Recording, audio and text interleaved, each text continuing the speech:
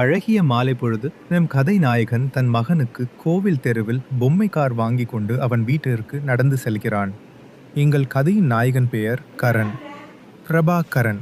அவருக்கு ஒரு அழகான மகன் இருக்கிறார். அவருடைய பெயர் சந்திரன் மற்றும் அவருக்கு மதி அழகி என்ற அழகான மனைவியும் இருக்கிறார்.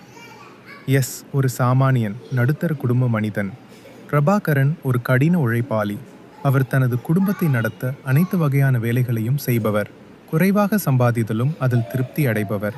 சந்திரனுக்கு 4 வயது, மிகவும் புத்திசாலி மற்றும் துணிச்சலான பையன். மதி ஒரு நல்ல இல்லத்தரசி. அழகான மற்றும் அமைதியான குடும்பம். இந்த மகிழ்ச்சி அப்படியே இருக்குமா அல்லது என்ன நடக்கப் போகிறது என்பதை அடுத்த எபிசோடில் காத்திருந்து பாருங்கள். கதையை தொடர்ந்து கேட்க எங்கள் சேனலை பின்தொடருங்கள். குடு சார்பும் சப்ஸ்கிரைப், லைக் செய்ய மறக்காதீர்கள்.